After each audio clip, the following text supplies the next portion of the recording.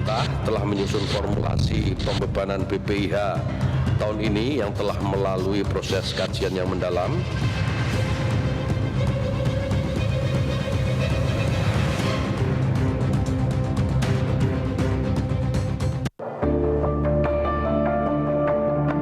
Kementerian Agama menyampaikan biaya penyelenggaraan ibadah haji atau BPIH berkisar 98 juta rupiah untuk tahun 2023. Besaran subsidi yang diberikan Badan Pengelola Keuangan Haji atau BPKH yakni 29.700.000 rupiah. Dengan demikian, usulan besaran biaya perjalanan ibadah haji atau BIPI yang ditanggung oleh jemaah mencapai 69.193.000 rupiah. Usulan yang disampaikan Menak Yakut Khalil Qobas saat memberikan paparan dalam rapat kerja bersama Komisi 8 DPR ini menuai polemik. Pasalnya, rincian angka berbeda signifikan dengan tahun sebelumnya yang mendapatkan subsidi nilai manfaat sebesar lebih dari 58 juta rupiah.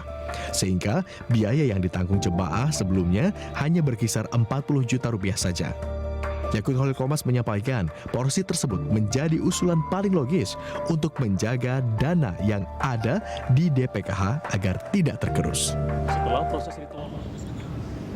Polemik biaya haji 2023 ini muncul menarik perhatian publik ke permukaan begitu setelah Menak dalam rapat dengan Komisi 8 RI beberapa waktu lalu mengusulkan porsi atau besaran biaya haji yang dinilai akan memberatkan jemaah. Padahal Kementerian Haji dan Umroh Arab Saudi belum lama ini juga baru saja menurunkan besaran biaya haji bahkan hingga mencapai 30%.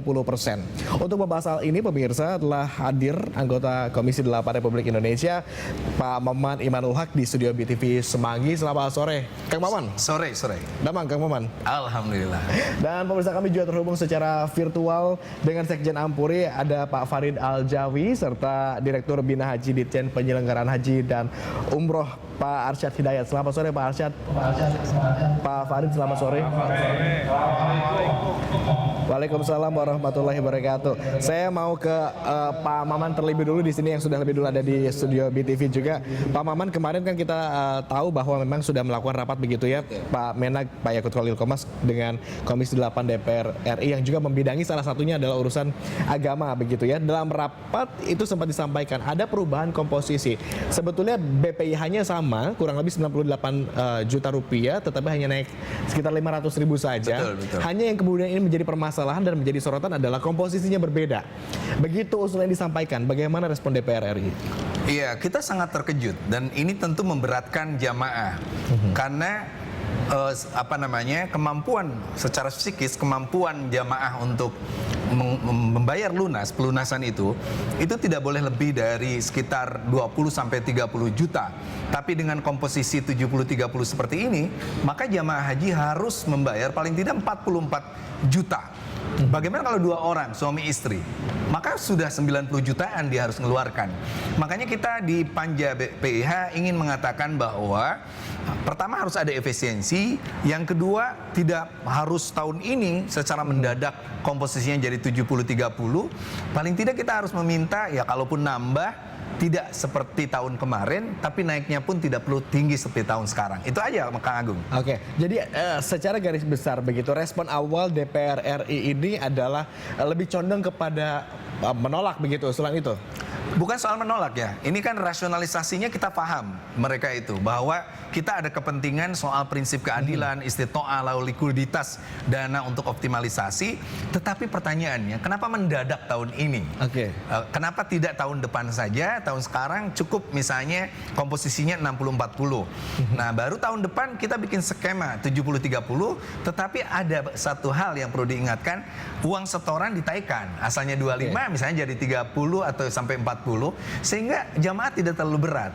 Sehingga ada kalimat menarik dari seorang yang udah tua, dia bilang, Kang Maman, saya 2 kali gagal berangkat karena COVID, sekali gagal berangkat karena ada batasan usia. Sekarang bisa nggak berangkat karena kami tidak bisa melunasi. Kasihan banget. Oke, untuk mengantisipasi hal tersebut begitu ya, kita coba konfirmasi ke Ampuri. Ada Pak Farid. Pak Farid, Kita juga sama-sama sudah mendengar Pak Farid bagaimana kemudian wacana porsi ongkos naik haji yang terjadi, yang kemungkinan begitu diusulkan di tahun 2023. Bagaimana dari kacamata Ampuri? Apakah besaran yang diusulkan ini kemudian akan dirasa cukup memberatkan bagi jemaah?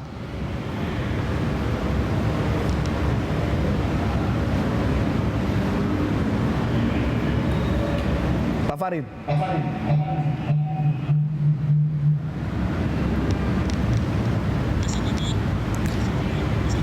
Pak Farid, kita coba konfirmasi ulang Pak Farid. Kita tahu bahwa ongkos haji ini juga diusulkan naik, porsinya berbeda dengan tahun sebelumnya begitu.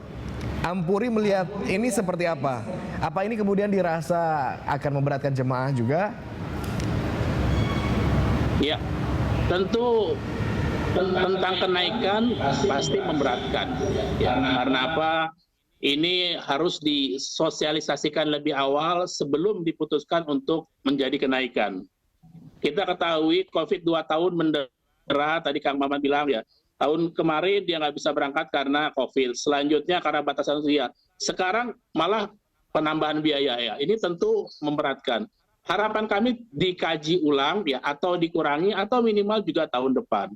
Namun ya ada sisi kewajaran yang bisa kita lihat karena ini sudah selama 10 tahun tidak ada kenaikan, dan kami juga memahami bahwa angka penerbangan terutama yaitu afturnya naik dan beberapa biaya komponen di dalam negeri juga naik, walaupun ya di sisi lain kenaikan tentang Arafah Mina sudah lebih dulu ya saat tahun lalu begitu.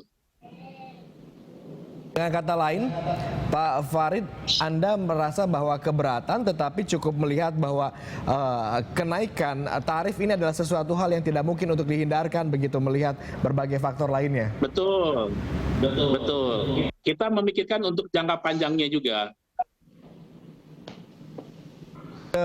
Kemenak di sini ada Pak Arsyad. Pak Arsyad, apa memangnya yang menjadi urgensi pihak Kemenak untuk kemudian merubah komposisi ongkos haji di tahun 2023 ini? Benarkah karena memang kenaikan itu sulit sekali untuk dihindari?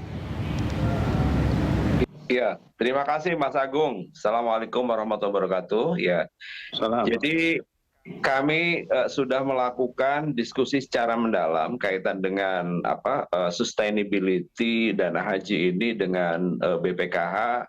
Saya kira forumnya bukan hanya sekali, beberapa kali, bahkan terakhir kami mengumpulkan para ulama juga untuk berbicara memikirkan masa depan dana haji ya. Jadi kalau seandainya saja ongkos haji yang dibayar jamaah tahun 2023 ini skemanya sama seperti tahun 2022 lalu, itu diperkirakan 2027 jamaah tidak lagi membayar 50% atau 60%, tapi harus membayar 100% ya. Maka ada keperluan gitu untuk melihat kembali kaitan dengan pembebanan biaya yang dibayarkan oleh jamaah haji ini. Saya kira ini baru usulan ya kepada DPR, nanti hasilnya nanti setelah ada diskusi dengan DPR berapa besarannya, tapi menurut hemat kami penyesuaian biaya ini perlu dilakukan ya.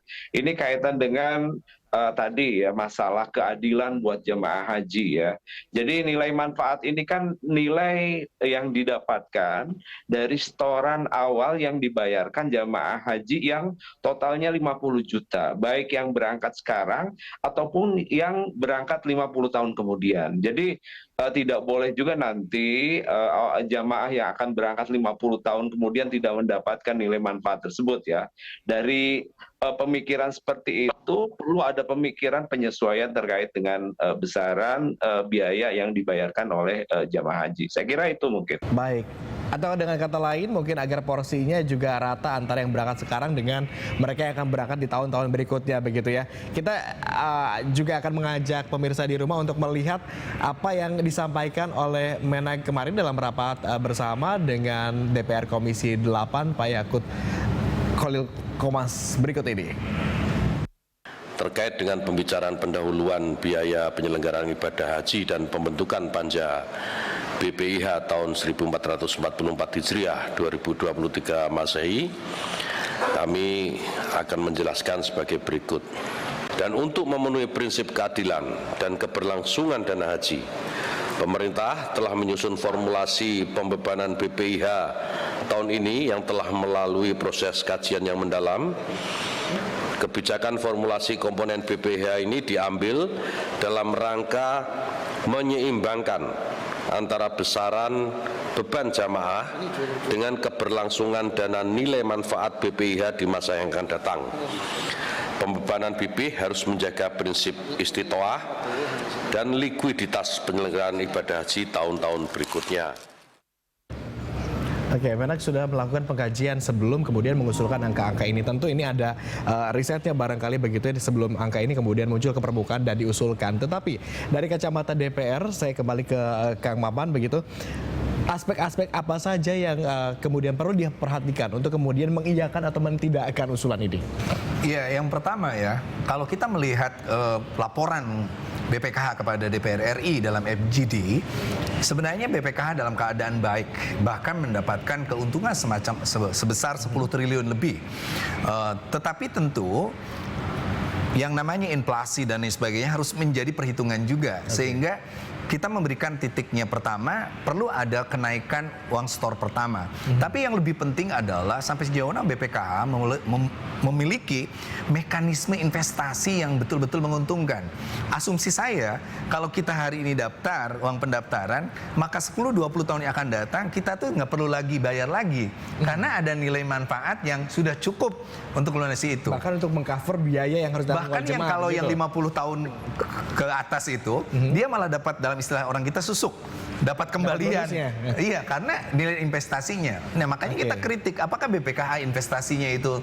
Tetapi sejauh ini dari kacamata Anda seperti apa? Anda melihat BPKH kinerjanya sudah cukup maksimal atau tidak untuk mengelola dana investasi ibadah haji itu? Kalau membuat keuntungan iya, tapi belum optimal. Oke. Harus ada investasi, harus ada. Saya melihat ya BPKH yang tahun lalu itu terlalu banyak ngerem. Kehati-hatiannya is oke, kita hargai. Tapi bukankah mereka ditugaskan oleh konstitusi untuk lalu mendayagunakan uang jamaah haji yang 162 triliun itu untuk menghasilkan nilai dana manfaat bagi kepentingan jamaah. Nah, kalau itu bisa diperkuat sistem strategi mereka, maka saya rasa sekali lagi BPKH dibikin agar ada dana manfaat yang diambil sehingga jamaah tidak terlalu berat bila suatu saat mengalami sesuatu yang di luar dugaan seperti Baik. itu. Bicara tentang BPKH, Kang Maman dan juga pemirsa, kami juga menyimpan data dari Litbang. Barangkali Bapak Ibu produser bisa dimunculkan datanya, grafisnya. Kita lihat data bersama-sama bahwa ini adalah data aset dari tahun ke tahun begitu yang dimiliki oleh atau dikelola oleh BPKH begitu dari tahun 2019. Ini ada bahkan mencapai 125,26 triliun. Di tahun 2020 satu tahun berselang naik hingga 145,77 triliun.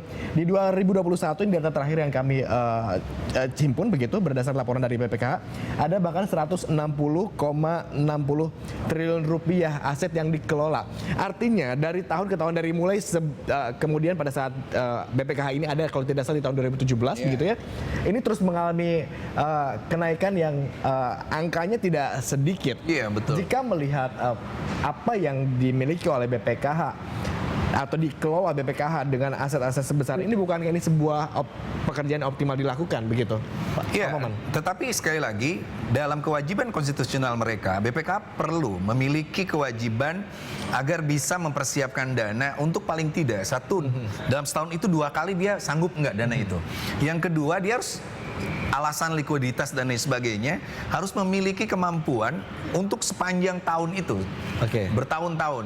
Nah, kajian yang disebut oleh Menteri Agama itulah bahwa sampai 2027 kemungkinan justru nilai manfaat itu habis. Nah, itulah yang saya pertanyakan. Karena kami sebagai jurnalis sambil berpikir bahwa jika angka atau asetnya itu semakin besar saja, harusnya bukankah bebannya itu jadi berkurang buat yang dijemaah karena asetnya saja bertambah terus. Iya, betul. Nah, makanya kalau kemarin komposisinya 40-60 begitu, sekarang kami sempat menduga bahwa ini harusnya jadi lebih ringan dong. Justru ngitungnya ini kita pakai nalar Kementerian Agama. Kementerian Agama dengan BPKH memulakan kajian. bahwa dengan nilai manfaat sekian dan daftar tunggu sekian, maka kalau nilai manfaat itu masih tetap seperti yang kemarin 5545 seperti itu, maka itu akan kemungkinan jemaah haji yang berangkat tahun 2027 itu mereka tidak akan mendapatkan Subsidi sama sekali. subsidi Gitu. sama sekali. Walaupun menurut saya tetap ada ya, tapi kecil seperti itu. Oke. Nah, dengan ini maka saya bilang kenapa tidak lalu ada daftar setor awal lebih banyak, lalu investasi diperkuat, dan khusus untuk tahun ini tidak perlu sampai 70-30 karena sangat memberatkan jamaah. Itu Oke. aja. Kita coba tanya ke Ampuri. Pak Farid, Anda sependapat dengan Kang Maman begitu bahwa memang ini boleh-boleh saja, tetapi komposisinya jangan sekaligus atau mendadak ini begitu. Betul. Jadi maksud saya begini, kita lihat dari sisi yang lain. Ya, tadi saya menyinggung dikit tentang BPKH. Tentu ya nilai investasi dari yang akan digunakan oleh BPKH itu juga harus bisa bermanfaat bukan hanya untuk haji, namun untuk umroh, sehingga kita bisa menekan kos biaya. Kos biaya yang paling besar adalah penerbangan. Di mana penerbangan ini ya BPKH bisa mengupayakan penerbangan haji juga bisa dipakai penerbangan umroh. Ya, sehingga kosnya nanti bisa turun. Nah, kemungkinan ini juga bisa menekan biaya yang nantinya ya kita rencanakan ke depan. Juga mungkin perumahan. Gimana perumahan yang sekarang kita kontrak haji itu juga bisa dipakai dengan untuk umroh. Artinya dana yang ada di BPKH juga bisa digunakan untuk ekosistem haji dan umroh. Nah, sehingga ya mungkin kalau saat ini mungkin belum bisa ya. Bisa dimusyawarahkan untuk tahun depan dan tahun berikutnya, sehingga kenaikan biaya ini ya tidak begitu signifikan di tahun ini begitu. Pak Farid, berapa komposisi yang Anda sarankan untuk tahun ini kalau begitu? Mungkin 50% gitu. Gerak sedikit dibanding tahun kemarin kalau begitu. Pak Farid, Gimana? Pak Farid, Anda meyakini bahwa 50-50 cukup fair untuk tahun ini begitu ya? Iya, karena sebenarnya ini masalah waktu. Kalau polemik ini terus dibicarakan, sedangkan masyarakat melihat akan ada ketakutan dari masyarakat untuk melunasi ini, atau ketidakmampuan masyarakat. Sebenarnya mereka mampu, tapi karena polemiknya terus bergulir sehingga ini tidak putus-putus. Nah, ini juga bahaya buat masyarakat. Begitu. Tapi dari kacamata Anda sekarang kemampuan masyarakat sebetulnya cukup bisa memenuhi usulan itu, atau Anda khawatir tidak bisa justru? Saya khawatir tidak bisa karena ini setelah 2 tahun pandemi ini berat. Ya, kondisinya para pengusaha juga sekarang lagi beranjak naik, apalagi masyarakat biasa begitu. Tentunya mungkin tetap ada kenaikan, tapi komposisinya ya bisa diatur, nanti keputusannya ada di tangan teman-teman Komisi 8 begitu. Baik, saya ke Kemenak, Pak Arsyad. Tadi juga sempat dilontarkan oleh Kang Maman di sini begitu ya. Kenapa ini begitu mendadak? Kenapa baru sekarang begitu perubahan ini diusulkan dengan komposisi yang tiba-tiba berubah signifikan?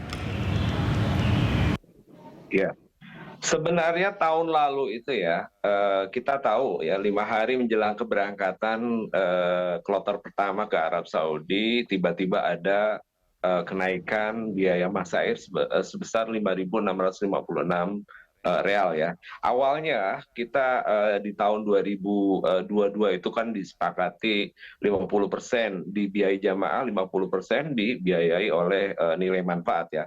Tapi tiba-tiba ada kenaikan sebesar 23 jutaan, akhirnya diputuskan ya kenaikan tersebut dibebankan kepada nilai manfaat ya. Saya kira untuk tahun ini ya tadi sudah disampaikan juga oleh Pak Farid ya, kaitan dengan satu biaya pesawat naik, kemudian aftur juga mengalami kenaikan, kemudian juga kaitan dengan nilai tukar ya, yang tadinya dolar di tahun 2022 itu sekitar 14.400, sekarang kita pasang di angka 15.300. Seperti halnya juga nilai tukar real juga ya, kita naikkan sekarang menjadi 4.080. Karena apa? Karena menyesuaikan dengan kondisi di Arab Saudi ya. Kan ada pertanyaan juga kemarin itu, mengapa katanya paket masair mengalami penurunan 30%, kok harga atau biaya haji mengalami kenaikan ya. Kan paket masair ini kan paket masair yang 5 hari, dan kami sudah memperhitungkan itu. kami sudah memperhitungkan penurunan 30% tersebut, tapi di sisi yang sama ya harga tiket pesawat naik sampai 33 jutaan lebih ya. Kemudian belum lagi biaya-biaya lain yang naik juga di Arab Saudi ya. Saya kira itu mungkin. Oke. Atas dasar sejumlah pertimbangan itulah kemudian ini diusulkan. DPR sendiri apakah sudah kemudian melakukan identifikasi atau peninjauan berapa besaran haji ini sesuai dengan kemampuan calon jemaah yang ada di Indonesia? Ya, sejak Kamis kita diresmikan panja BPIH, lalu Jumat kita sudah mulai kerja di FGD BPIH, dan pertimbangan kita pertama adalah efisiensi tentu, mana yang masih bisa disisir untuk dikurangi, tetapi yang lebih penting adalah kata kuncinya bagaimana komposisi persentase antara BP dengan BP dan apa yang ditanggung oleh pemerintah lewat BPK itu tetap masih seimbang gitu ya. Kalau tadi bilang Pak Arsad 50-50, kalaupun mau naik ya paling tidak 55-45 lagi kayak tahun kemarin. Yang penting Tapi kalau 55-45 lagi nanti 2027 kan habis katanya. Nah itulah yang sebenarnya tahun depan sih mulai bisa naik.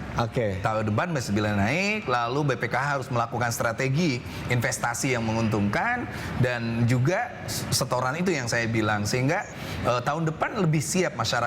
Dengan pola seperti sekarang ya tadi, ada orang yang tidak bisa berangkat 4 kali bukan karena dia, tetapi karena COVID, karena batas usia, dan karena tiba-tiba tidak mampu nyari duit. Itu aja yang bahaya menurut saya. Oke.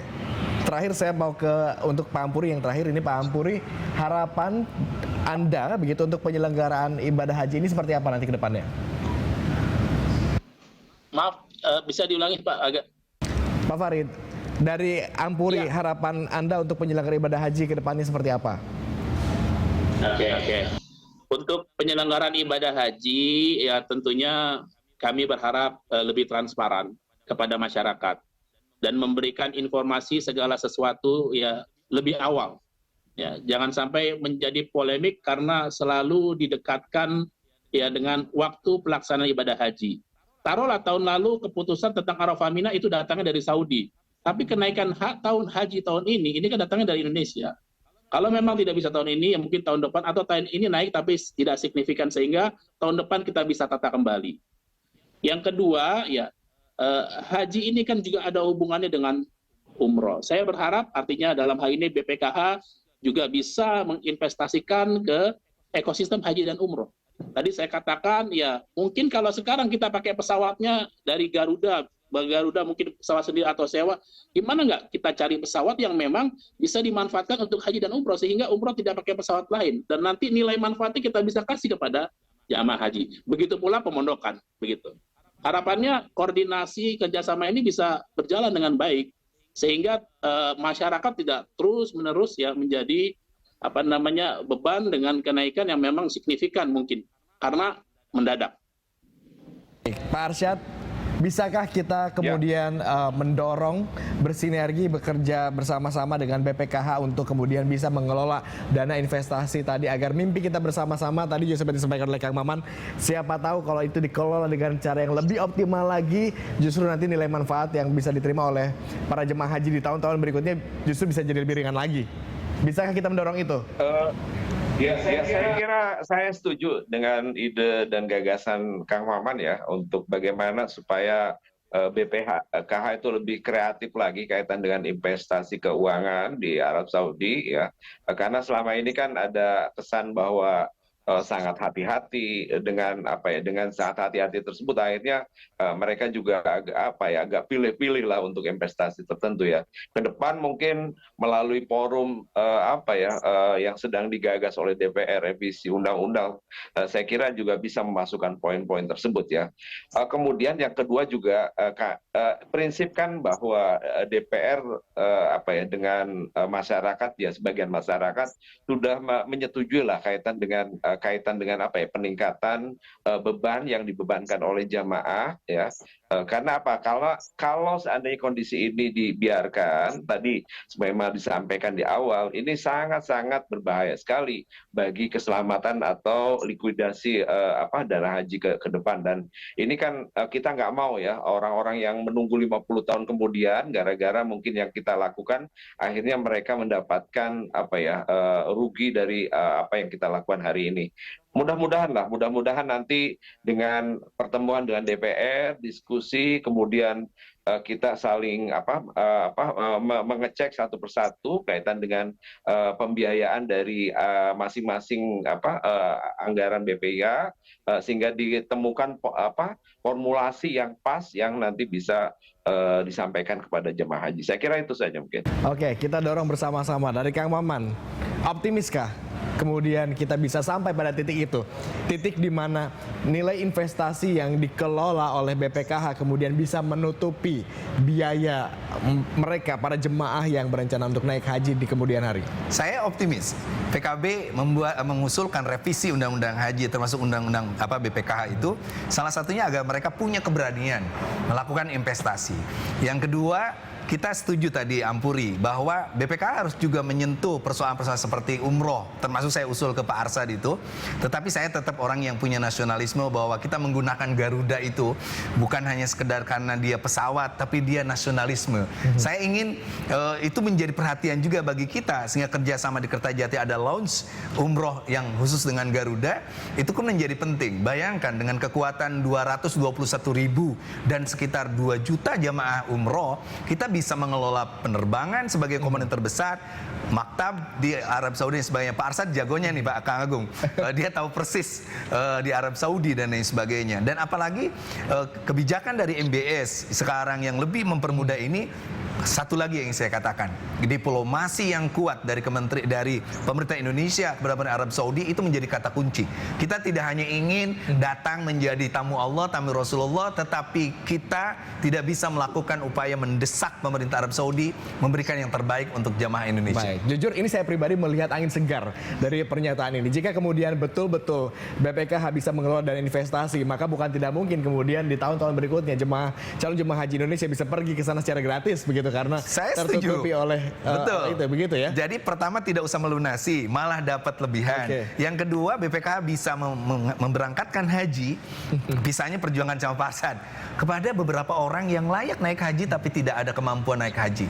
Kita harus berikan kepada para kiai-kiai di kampung, para dai-dai, para ustadz yang berjuang itu untuk berangkat haji gratis lewat mekanisme itu. Oke, Anda percaya karena jika para kiai pergi mungkin nanti akan menularkan ilmunya dengan mudah di sini begitu? Iya, dengan betul. Terakhir, langkah konkret apa yang kalau begitu yang bisa kita lakukan untuk mengekskalasi ide brilian ini? Saya terus di Komisi 8, kebetulan saya 2 periode di Komisi 8, saya terus menguatkan kembali bahwa pelayanan kita terhadap jamaah haji menjadi etalase. Bagaimana pemerintah memperlakukan rakyatnya sendiri. Tapi kalau itu gagal, berarti pemerintah gagal melayani rakyatnya. Yang kedua, seluruh komponen BPKA dan keuangan haji harus transparan, profesional, dan harus kembali kepada haji dan jamaah umroh itu sendiri. Dan yang ketiga, saya yakin siapapun yang menyakiti tamu Allah, Duyufur Rahman, Walidur Rasulullah itu, dengan cara manipulasi, memeras mereka, menakut-nakuti mereka, maka Allah lah yang akan membalas siapapun yang menyakiti jamaah haji. Saya garis bawahi poin ketiga. Sejauh ini poin ketiga itu tidak terjadi atau Anda melihat banyak orang yang nganggap jamaah haji itu sebagai sapi perasan. Mereka disuruh bulak-balik ke Nanisbaya, tiba-tiba ditimpakan lagi biaya yang aneh-aneh. Di sananya ada orang yang sudah dikasih duit oleh negara untuk jadi petugas tapi tidak melayani dan lain sebagainya. Makanya saya bilang kemarin waktu raker Menag, saya bilang tolong digarisbawahi, ini tamu Allah. Siapapun yang melayani tamu Allah sebaik-baiknya, memberikan rasa nyaman, Allah yang akan memberikan. Bagaimana meluruskan itu kalau begitu? Kenapa? Bagaimana meluruskan itu agar kemudian jemaah haji tidak menjadi sapi perah, tetapi tujuan kita sama-sama bersama. Kita terus-menerus mendukung Kementerian Agama untuk memberikan pelayanan seperti tahun kemarin. Kementerian Agama mendapat indeks kepuasan pelayanan tertinggi, maka buktikan di tahun ini. Kalau tahun kemarin cuma setengahnya, 100.000 dan tidak ada lansia, hari ini 221.000 dengan lansia yang diperbolehkan. Apakah Kementerian Agama bisa? Saya yakin bisa. Kita konfirmasi sekarang kepada Kemendak, ada Pak Arsyad. Pak Arsyad, bagaimana dengan Anda? Optimiskah dengan ini? Ya, jadi kami insya Allah sangat-sangat optimis ya. Jadi insya Allah kenaikan biaya yang terjadi ini juga akan disertai dengan kenaikan dan peningkatan kualitas layanan kepada para jemaah haji ya. Kita siapkan hotel-hotel yang berbintang 3 atau berbintang 4 buat jemaah haji, kemudian juga layanan transportasi selama di Arab Saudi kami tingkatkan juga ya, kemudian juga layanan catering dengan cita rasa Indonesia, kemudian peningkatan petugas-petugas yang tadi sudah disampaikan oleh Pak Maman, di mana 62.897 tahun ini jamaah lansia akan berangkat, maka kami siapkan petugas khusus lansia ya. Di samping itu juga kami siapkan juga petugas khusus yang menangani penyandang disabilitas. Ini bentuk komitmen kami, bentuk keseriusan kami, dan bentuk keinginan kami untuk meningkatkan layanan kepada jamaah haji. Dan tadi indeks kepuasan jamaah haji yang kami raih di tahun 2022 kemarin sudah sangat tinggi ya, dan ini mungkin saya kira tantangan pemerintah bagaimana bisa menjaga indeks kepuasan jamaah haji tersebut, bahkan bisa kita tingkatkan ke depan. Saya kira itu mungkin. Baik, usulan ini belum ketok palu, artinya masih kemudian akan ada yes atau tidak, atau akan ada penyesuaian lagi bagaimana kemudian komposisi ini akan bergerak. Tetapi kalaupun nanti diketok palu, kemudian komposisi menjadi lebih besar, biaya yang kemudian akan ditanggung oleh jemaah, begitu tentu sudah ada janji tadi dari Kemenag, Pak Arsyad sudah menyampaikan bahwa kenaikan itu kemudian akan diikuti dengan peningkatan kualitas layanan dan sebagainya. Demikian dialog hari ini. Terima kasih Kang Maman, terima kasih Pak Farid, dan juga terima kasih Pak Arsyad